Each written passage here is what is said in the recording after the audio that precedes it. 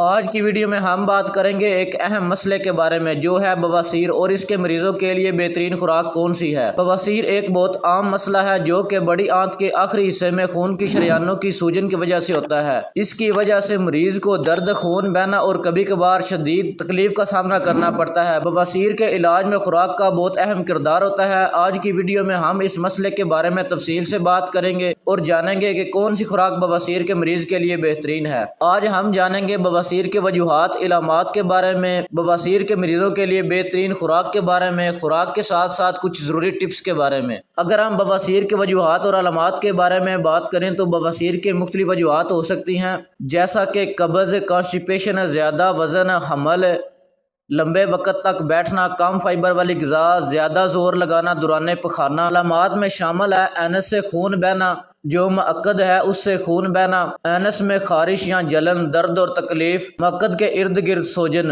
بواسیر کے مریضوں کے لیے کچھ بہترین غذائیں ہیں۔ اب ہم بات کریں گے بواسیر کے مریضوں کے لیے کون سی خوراک اچھی ہے۔ نمبر 1 پر آتا ہے فائبر سے بھرپور غذاؤں کا استعمال کرنا۔ فائبر قبض کو کم کرنے میں مددگار ہوتا ہے۔ فائبر سے بھرپور غذاؤں میں شامل ہے پھل جیسا سیب، کیوی اور بیری، سبزیوں میں شامل ہے جیسا بارکولی، پالک اور گاجر، اناج جیسا کہ اوٹس اور براؤن رائس۔ نمبر 2 پر آتا ہے زیادہ پانی پینے سے پخانہ نرم ہوتا ہے اور قبض نہیں ہوتا۔ دن میں کم از کم 8 سے 10 گلاس پانی پئیں۔ نمبر 3 پر آتا ہے پرو بایوٹکس کا استعمال کرنا۔ دہی اور دیگر پرو بایوٹکس غذا جیسا کہ کیفیر اور کمچی آنتوں کی صحت کے لیے مفید ہے۔ نمبر 4 پر آتا ہے پھلیاں اور دالیں، ان میں فائبر کی مقدار زیادہ ہوتی ہے جو ہاضمے کے لیے مفید ہے۔ نمبر 5 پر آتا ہے پھلوں کے جوس جیسا کہ سیب اور ناشپاتی کا جوس جو کہ قبض کو کم کرنے میں مددگار ثابت ہوتا ہے۔ نمبر 6 پر آتا ہے خشک میوہ جات جیسا کہ بادام، اخروٹ اور خشک انجیر جو فائبر سے بھرپور ہے۔ اب ہم بات کریں گے خوراک کے ساتھ ساتھ کچھ ایسی ضروری ٹپس کے بارے میں جو بواسیر کے مریضوں کے لیے بہت اہم ہے۔ زیادہ سے زیادہ حرکت کریں، روزانہ ورزش کریں یا کم از کم واک کریں تاکہ خون کی گردش بہتر ہو۔